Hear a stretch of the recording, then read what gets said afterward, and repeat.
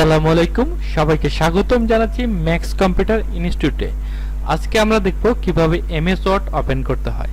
Microsoft word open করার জন্য প্রথমে আমরা স্টার্ট বারে যাব, যার পর এখান থেকে সার্চ দিব ডব্লিউ লিখতে পারি অথবা মাইক্রোসফট অফিস ওয়ার্ড 2007 লিখতে পারি।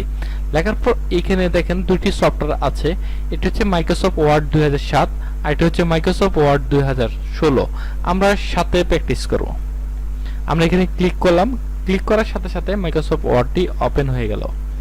মাইক্রোসফট ওয়ার্ডের এই প্রথমে যে আমরা ইন্টারফেসটা এখানে দেখব, যে এই যে ডকুমেন্ট লেখা আছে, ডকুমেন্ট এটাকে বলা হয় টাইটেল বার। এখানে একটি অপশন আছে মিনিমাইজ, এটা এখানে হাইড হয়ে গেছে।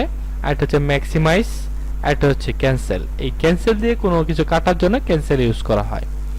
তারপর এইখানে থেকে আমরা এই যে home, insert, page layout, reference এগুলোকে বলা হয় মেনু বার।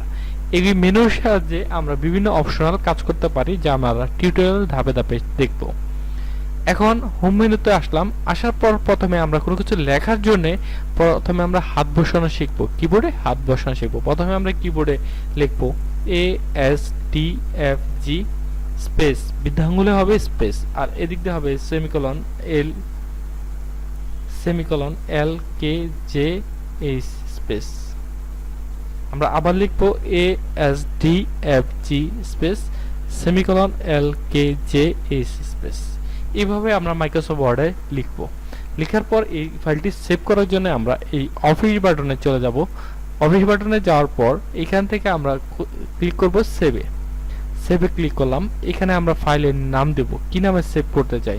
আমরা আমাদের প্রতিষ্ঠানের নাম দিয়ে সেভ করি, ম্যাক্স কম্পিউটার ইনস্টিটিউট। সেভ। এখন দেখেন ফাইলটি সেভ হয়ে গেল। এইভাবে মাইক্রোসফট ওয়ার্ডে ফাইলে সেভ করা হয়। সবাইকে ধন্যবাদ।